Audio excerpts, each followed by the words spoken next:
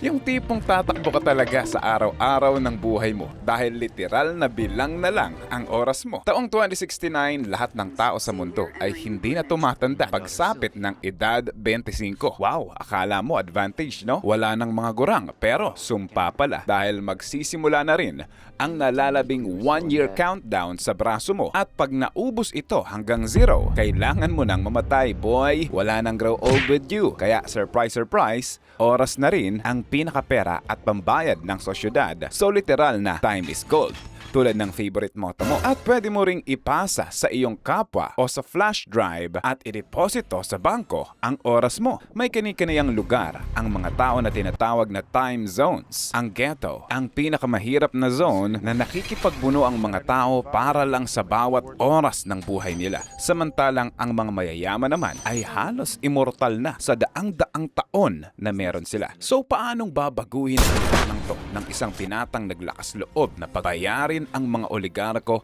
para sa mga mahal niya sa buhay na naubusan ng oras at namatay samantalang nagpapakasasang immortal ang iba? Welcome back sa Poco Recaps.